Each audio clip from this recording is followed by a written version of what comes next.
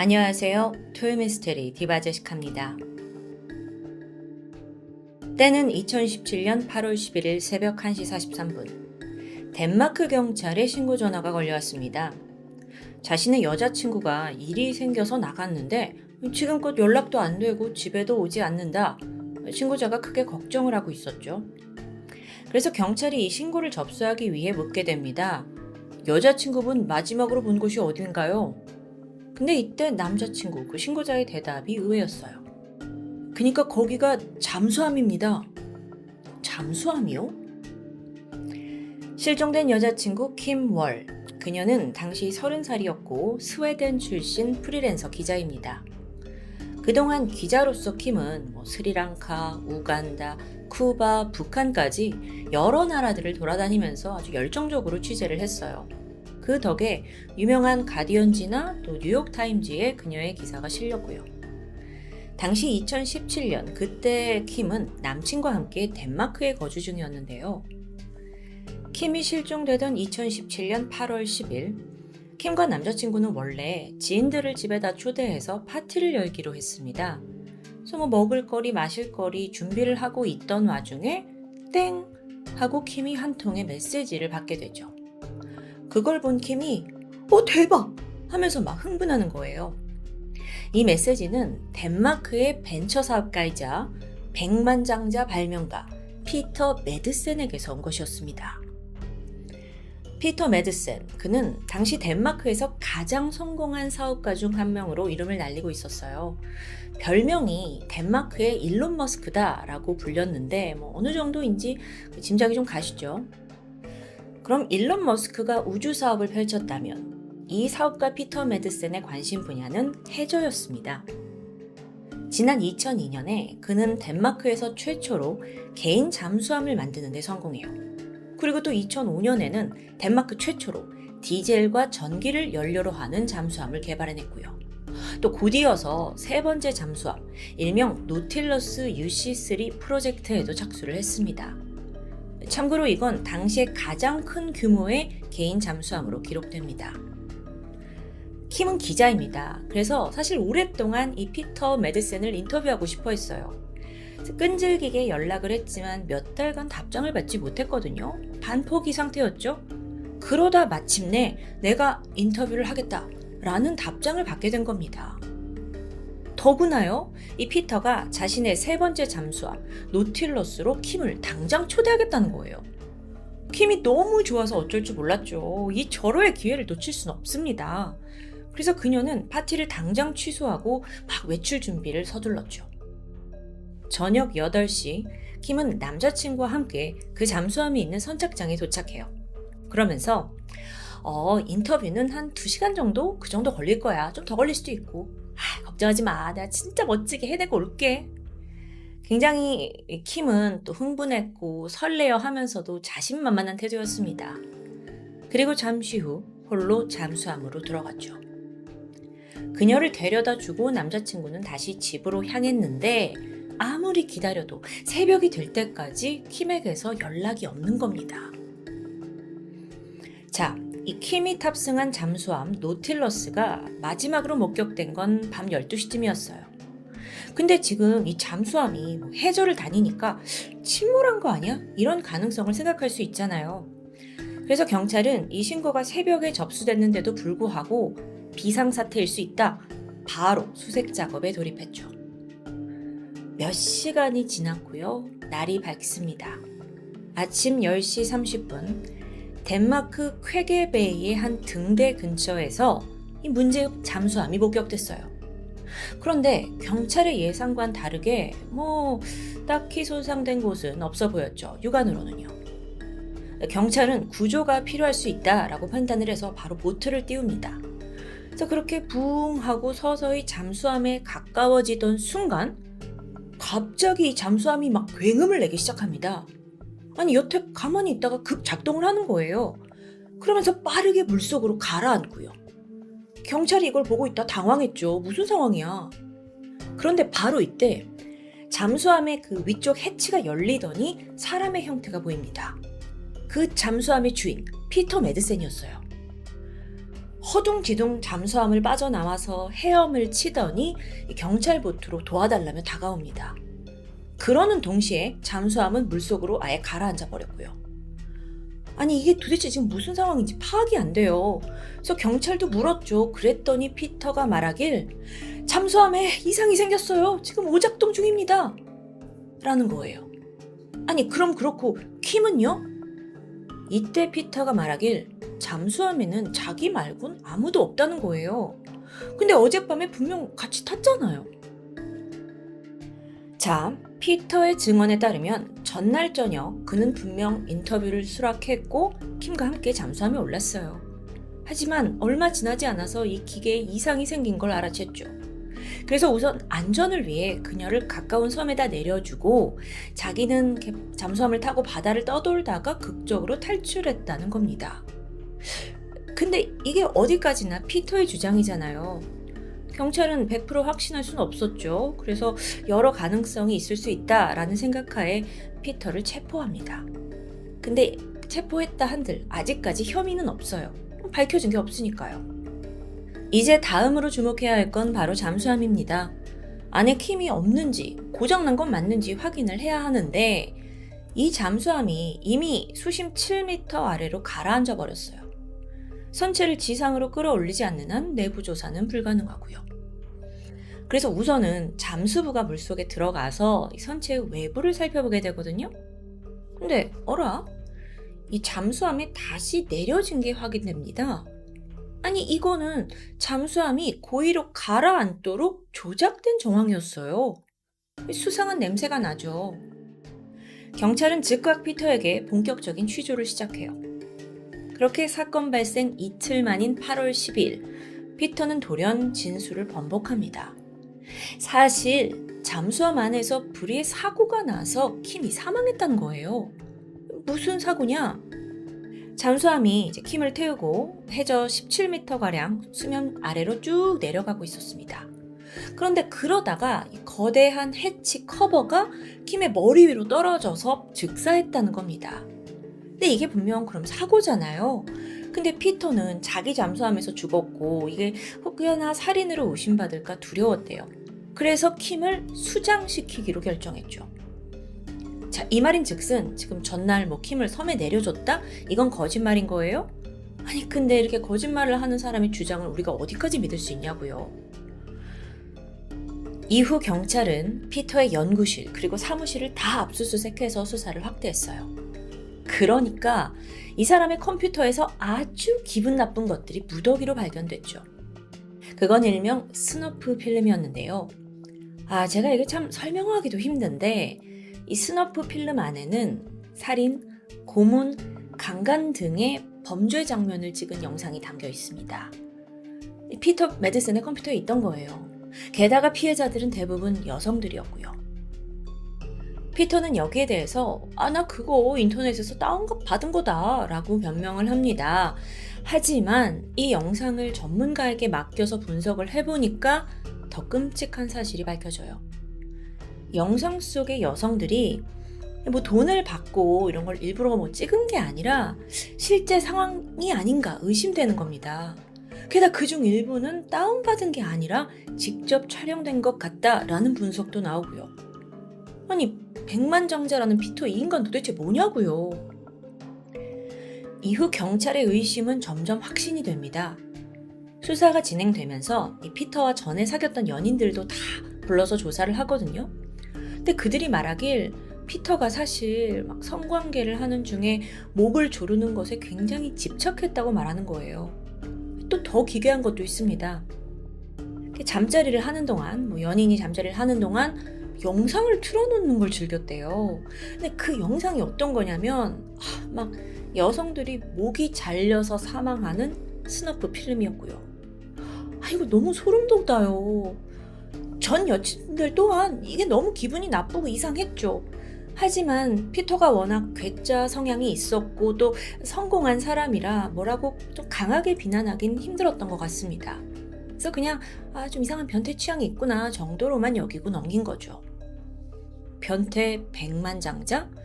자기가 원하면 뭐든지 그게 살인이어도 할 수 있다고 생각한 건 아닐까요? 이렇듯 피터에 대해 양파 까듯이 하나하나 진실이 밝혀지고 있을 무렵 수사 3일차인 8월 13일 마침내 그 수면 아래에 있던 노틸러스가 인양됩니다. 경찰이 빨리 가서 내부 조사를 진행했죠. 그랬더니 예상대로 잠수함 곳곳에서 킴의 혈흔이 발견돼요. 하지만 시신은 없었습니다. 자, 그럼 이것만 가지고 이게 그냥 사고였는지 아니면 살인이었는지 이게 피터의 증언을 밝힐 수 있는 게 충분하지 않은 거예요. 그런데 추가적으로 경찰이 내부 곳곳을 조사하다가 마침 엔진실에서 킴의 속옷을 발견합니다.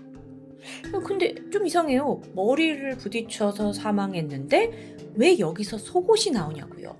앞뒤가 맞지 않죠. 의심스러운 정황입니다. 시간이 좀 지났고 킴이 홀로 잠수함에 들어간 지 11일 만인 8월 21일 잠수함이 위치했던 바로 그 해변에서 문득 자전거를 타고 지나가던 행인이 저기 그 물 위에 둥둥 떠 있는 이상한 물체를 발견해요. 자세히 가까이 가서 보니 여성의 잘려진 상반신이었죠. 목, 팔, 다리 없이 오직 몸통만 있습니다. 서둘러 수거를 했고 경찰이 DNA 검사를 한 결과 그건 킴의 것이었습니다. 이 시신의 모습은 처참했습니다. 절단부를 보니까 아주 날카로운 걸로 깔끔하게 잘려나간 상태고요. 또 몸통에는 15개나 되는 자상이 곳곳에 아주 뚜렷하게 남아 있었습니다. 근데 이 자상들, 킴이 숨진 이후에, 그러니까 사후에 생긴 것이 드러났어요. 죽고 나서 왜 상처가 난 걸까요?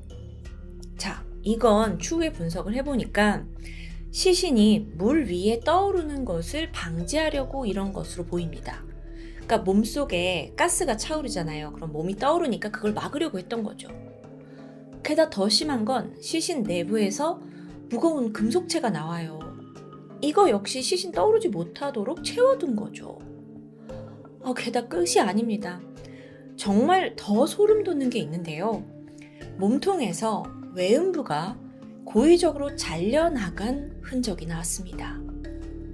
죽기 전에도, 아니 죽은 후에도 얼마나 끔찍한 고통을 당했는지 정말 이 몸통만으로도 알 수 있었어요.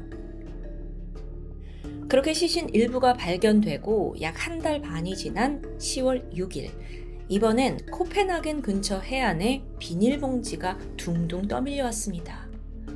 설마. 네, 맞아요.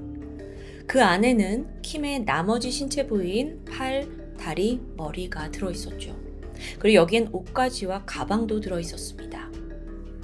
피터가 진술했던 머리의 외상, 그러니까 머리에 해치가 떨어져서 상처를 입었다 했죠? 근데 머리의 외상은 보이지 않습니다. 피터의 증언이 거짓이었다는 게 명백히 드러나고 있었죠. 한편 피터는 주장을 굽히지 않아요. 계속해서 나는 이 사고가 나서 킴을 수장을 했을 뿐이지만 시신은 훼손한 적이 없다는 거예요. 물론 성적인 학대도 펄쩍 뛰면서 부인을 하고요. 피터가 말하길 아니 내가 세상에 다 가진 사람인데 그런 짓을 할 이유가 없다는 겁니다. 아니 그런 놈이 스너프 필름 같은 걸 보고 있어요? 어쩌면 피터에게 이 잠수함이라는 공간은요, 그 누구의 방해도 받지 않고 자기가 불러들인 여성이 도망갈 수 없게 그렇게 만든 공간은 아니었을까요? 완벽한 범죄의 장소인 거죠. 그러고 보니 킴은 피터가 자기 잠수함에 초대한 4번째 여성이었습니다. 그러니까 이전에도 3명의 여성들을 초대했는데 그녀들 중 유일하게 킴만 초대에 응한 거예요. 남자친구에 따르면 사실 킴도 너무 갑작스럽게 인터뷰였고 좀 잠수함을 타야 된다는 것에 두려움을 느꼈습니다. 하지만 몇 달 동안 피터를 인터뷰하려고 자기가 노력한 게 있고 오늘이 아니면 이거는 기회를 놓친다 싶어서 바로 달려간 거고요. 근데 그날 이런 비극을 겪게 될 줄은 꿈에도 상상하지 못했죠. 이쯤 되니까 피터 매드센? 이 인간이 궁금해집니다. 덴마크에서는 국민 영웅급이었어요. 1971년생인데 어릴 적의 가족 환경이 평범하다고 보긴 어렵죠. 피터의 엄마 안니는 남편 칼보다 30살 이상 어렸는데요. 안니가 이 남편과 결혼을 할 때 이미 자식이 셋이 있었거든요. 칼과 재혼을 하고 나서 피터를 낳았던 거예요. 근데 이 아버지 칼이라는 사람이 굉장히 폭력적이었습니다. 그래서 걸핏하면 손찌검을 하는데 자기 친아들인 피터를 빼고 나머지 의붓자식들, 그 형들을 막 죽도록 패기일수입니다. 결국 참다 못한 어머니 안니는 피터를 포함해서 4명 자식 다 데리고 집을 나가버리거든요. 근데 어찌 이제 엄마가 이 아이들 혼자 키우기 너무 어렵잖아요. 그래서 6살이 되던 해 피터는 아빠에게 돌아가게 돼요. 이후에 그는 또 평탄한 삶을 살아간 것 같아요. 워낙 어렸을 적부터 과학에 지대한 관심을 보였고요. 10대 시절에는 화학 선생님과 함께 소형 로켓을 만들기도 했고요. 과학자로서는 잠재력이 많던 아이예요. 그 가능성을 잘 발휘해서 앞서 소개한 대로 성장하면서 잠수함 개발 성공하고 천재 발명가로 이름 날리고 머지않아 부까지 축적하게 됩니다. 피터 매드센은 명석한 두뇌, 머리 좋은 사람이고 또 열정도 넘치는 사람으로 이제 언론에 소개가 되었고요. 또 원래는 그 평범한 엔지니어 출신이었거든요. 그러다가 백만장자가 됐으니까 약간 젊은 사람들한테 롤모델급이었어요. 강연도 많이 했고 사회적으로 유명인사였습니다. 하지만 그렇게 쌓아온 명성과 반대로 실제로는 상당히 추악한 본능을 숨기고 있었던 거죠. 어쩌면 킴 사건이 아니었다면 덴마크 국민 롤모델이던 그가 실제로는 막 스너프 필름 즐겨보고 그걸 또 제작까지 했을 수 있다라는 걸 아무도 몰랐던 겁니다. 피터 매드센이 추락하는 것도 한순간이었어요. 2018년 1월 그는 살인과 사체훼손, 성추행 혐의를 받습니다. 사실 시신이 굉장히 훼손된 상태여서 성적인 접촉이 있었느냐 이 부분은 좀 밝혀내기 어려웠다고 해요. 하지만 피해자의 외음부가 잘려 있었다, 그것도 고의로, 그것만으로 학대의 근거가 되었다고 합니다. 아니 근데 또다시 반전이 일어나죠. 2018년 3월 법정에서 피터가 진술을 번복하는 거예요. 이번엔 뭐라고 할까? 킴이 사실 갑작스러운 공기압 저하로 인해서 사망했다는 거죠. 좀 자세히 들어보면 당시 자기는 갑판 위에 있었고 킴은 선 내에 있었대요. 그러니까 잠수함이 약간 수면 위에 있었던 것 같아요. 근데 이때 마침 잠수함 내부가 진공 상태가 되면서 배기가스로 인해 그녀가 사망했다는 진술이죠. 이 부분 저는 좀 잠수함을 잘 몰라서 이해하기가 어려운데 어쨌든 그러면서 시신을 훼손한 사실도 부분적으로 인정을 합니다. 근데 이게 변명이 참 어처구니가 없어요. 원래 죽은 킴의 시신을 내가 잘 묻어주려고 했는데 그녀의 몸이 생각보다 무겁더라. 그러니까 잠수함에서 혼자 꺼내는 게 너무 힘들었대요. 그래서 신체를 토막 내서 버릴 수밖에 없었다는 거죠. 아니 그럼 그 안에 금속 물질 채운 건요? 그건 자기가 이 죽은 이를 위한 일종의 장례식이었다는 이 어이없는 설명. 피터는 정신감정을 받았습니다. 이거 보통 정상인 아니잖아요. 그 결과 예상대로 일반인에 비해서 공감 능력과 또 죄책감을 느끼는 능력이 현저히 낮게 나와요. 하지만 여전히 지능만큼은 굉장히 높더라고요. 따라서 전문가들은 그가 고지능 사이코패스 플러스 나르시즘 성향을 아주 많이 가진 사람이다라고 분석했습니다. 한편 이렇게 진술을 바꾸긴 했어도 여전히 그는 성적인 접촉은 부인을 하고 있었거든요. 근데 딱 이때 검사 측에서 자 보십시오 하면서 박쥐 껴진 킴의 스타킹과 속옷을 증거로 제출합니다. 게다가 애초부터 잠수함으로 킴을 초대할 때부터 피터가 살인을 계획한 거다라는 증거가 나와요. 로프, 칼 이런 범행 도구들을 구입해둔 거죠. 검사 측도 이렇게 강하게 증거로 압박을 하니까 피터에게 상황은 불리하게 흘러갔습니다. 결국 법정은 검사 측 손을 들어줍니다. 피터 매드센이 킴을 잠수함으로 일부러 유인해서 결박, 고문한 끝에 토막 살해한 정황이 인정된 겁니다. 2018년 4월 그는 종신형을 선고받았고 억울하다면서 항소를 했지만 형은 그대로 확정되었습니다. 근데 여러분 또 이게 끝이 아닙니다. 그가 수감된 지 한 2년 반쯤 지난 2020년 10월에 다시 피터 매드센의 이름이 막 언론을 장식했어요. 아니 세상에 탈옥을 한 거예요. 다행히 탈옥한 지 얼마 지나지 않아서 근처 주택가에서 체포가 되긴 했거든요. 근데 이 탈옥 과정도 좀 어이가 없는 게 이 사람이 머리가 좋잖아요. 그러니까 감옥에서 폭탄, 진짜가 아니라 가짜 폭탄을 만들었어요. 그래서 이걸 인질로 잡고 간수를 위협해서 탈출에 성공한 겁니다. 근데 이게 참 아이러니한 게 피터가 잠수함까지 만든 명석한 두뇌의 사람이다 하니까 나 지금 폭탄 있다. 여기에 간수들도 다 저거 진짜려니 하고 속은 겁니다. 주택가에서 실제로 그를 체포했을 때 그때까지만 해도 경찰도 진짜 폭탄인 줄 알고 폭탄물 전문가들이 막 총출동했다고 해요. 웃지 못할 해프닝이죠. 이 사건으로 그는 21개월의 형이 더 추가됐거든요. 이미 무기징역이라 별 의미는 없습니다. 근데 만에 하나 수십 년이 지나서 그가 가석방을 신청하게 된다면 이게 효력을 발휘할 수도 있겠죠. 그런데 겨우 그 사이인 2020년 10월 지긋지긋합니다. 피터가 또 뉴스에 등장해요. 이번에는 수감을 하던 중에 돌연 러시아 아티스트 제니 크루펜과 결혼을 했다는 겁니다. 그러니까 옥중 결혼이요. 그래서 막 대중들이 화가 나가지고 그 제니 크루펜의 페이스북 찾아가서 넌 정신이 있는 사람이냐 하면서 막 악플을 남겼죠. 하지만 그녀는 자신의 남편에 대해 이렇게 남겼습니다. 제 남편은 끔찍한 범죄를 저질렀고 벌을 받는 중입니다. 근데 어찌됐건 그는 굉장히 아름답고 또 똑똑하고 재능 있고 배려심 넘치는 사람이에요. 제 남편도 피해자입니다. 죽지 못하고 살아서 그 벌을 받으니까요. 이게 무슨 개똥 같은 소리죠? 이 여자요. 아무래도 이 피터 매드센의 그 유명세를 이용해서 자기도 악플이든 선플이든 관심을 좀 받으려는 거 아닐까요? 실제 이후로도 주기적으로 페이스북에 이번에 남편 면회 갔다 왔다 막 그 사진을 인증하면서 애정을 과시했습니다. 아니 관심을 갈망하고 있었겠죠. 한편 킴의 사망 이후 그녀의 가족들과 또 친구들은 그녀의 이름을 따서 킴 메모리얼 펀드를 설립합니다. 이게 해마다 킴처럼 취재에 열정적이던 여성 언론인들을 선정해서 후원금을 지원하고 있는 단체인데요.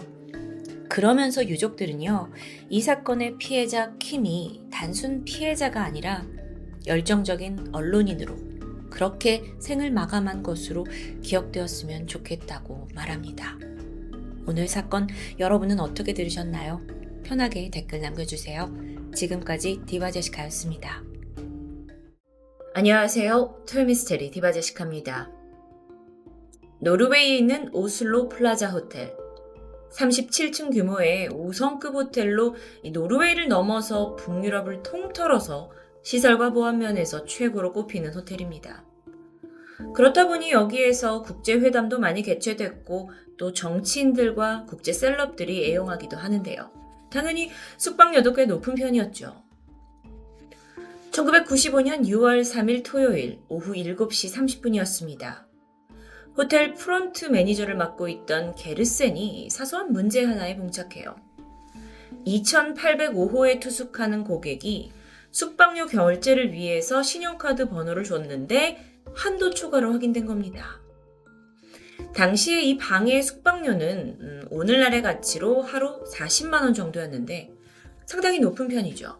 게르센이 황급히 문제를 해결하기 위해서 2805호 투숙객이 체크인을 할 때 직접 적어서 남긴 이름, 연락처, 주소, 생년월일 그 종이를 확인합니다.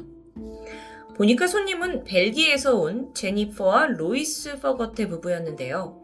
아내인 제니퍼가 대표로 서명을 했고 체크인을 5월 31일 날 수요일 밤에 했는데 이 문제, 숙박료를 내지 않았다는 것을 확인한 건 토요일이었죠. 그러니까 4일 동안이나 이 금액이 제대로 지불되지 않았던 겁니다. 매니저는 즉각 이 객실로 숙박료를 결제해달라라는 메시지를 객실 TV 화면에 띄워서 전달합니다. 그런데 알고 보니까 이미 다른 직원이 전날에 이 문제를 발견했고 방으로 메시지를 2번이나 보낸 것을 알게 돼요.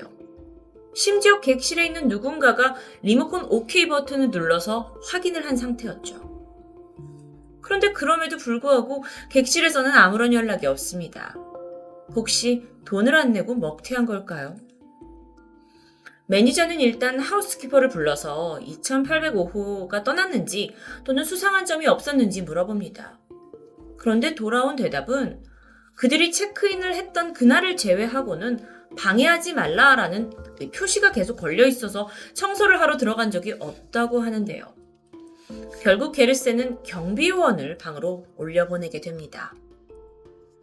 오후 7시 50분, 그날 근무 중이었던 25살의 경비원 에스펜이 엘리베이터를 타고 2805호 앞에 도착하게 되죠. 그리고 문을 두드렸습니다. 한동안 정적이 흘렀는데요. 그러다 잠시 후 방 안에서 펑! 하는 둔탁한 소음이 들렸습니다.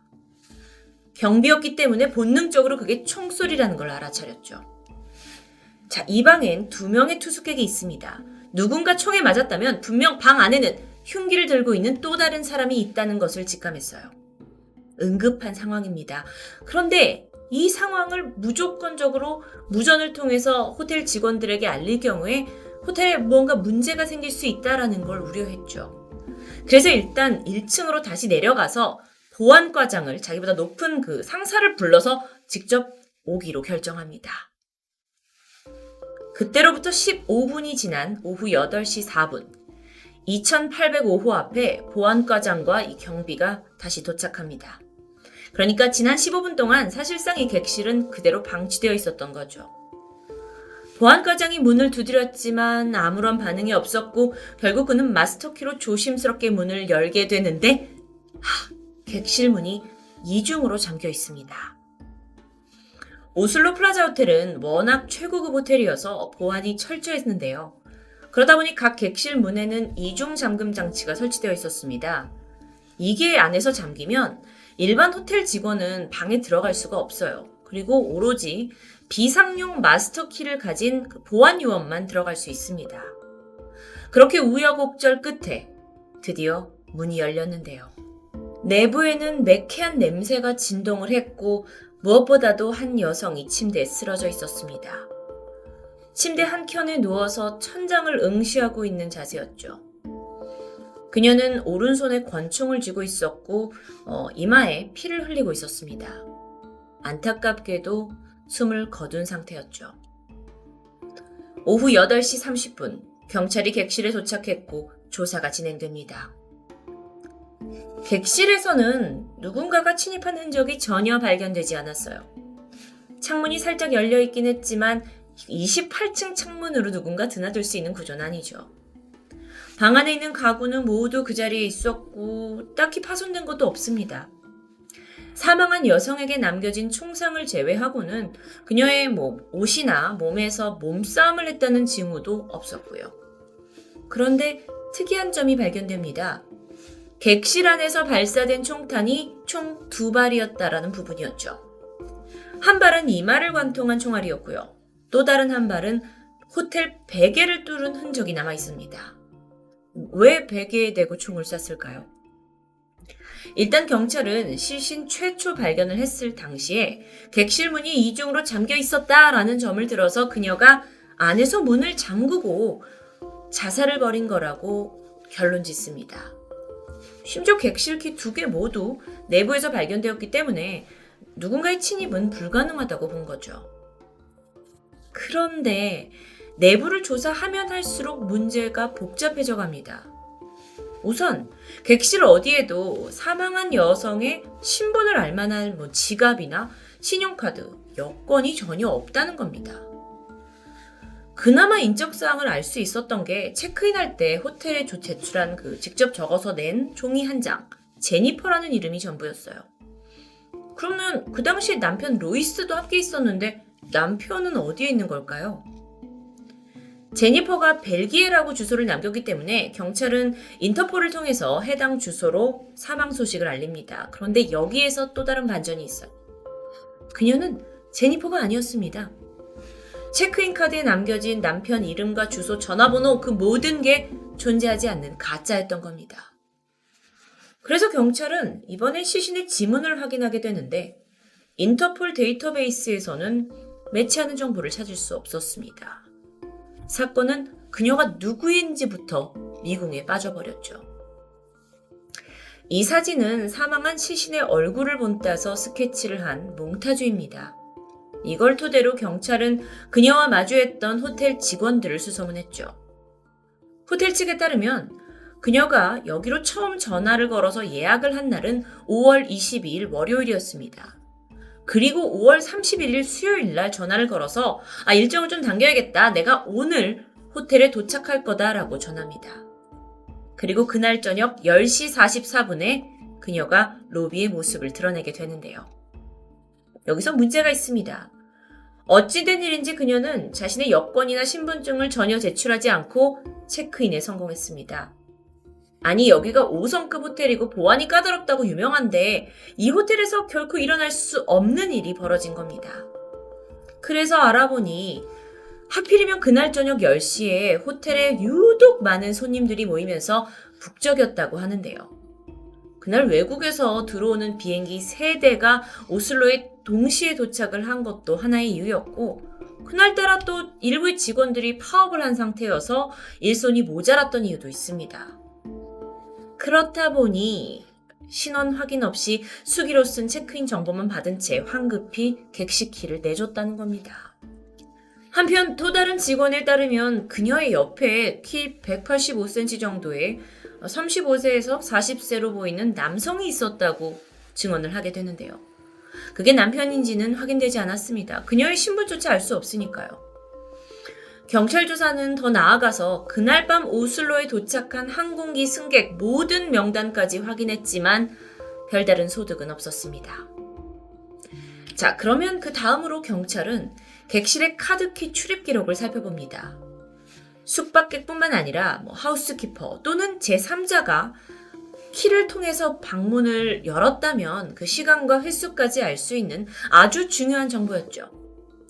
기록상을 보니까 사망한 여자는 거의 방 밖으로 나오는 일이 드물었습니다. 하지만 체크인 다음 날인 목요일 오후에서 금요일 오전까지는 조금 다른 양상을 보였죠. 목요일 오후 1시에 하우스키퍼가 청소를 하기 위해 2805호에 들어갔어요. 그때 분명 아무도 없었습니다.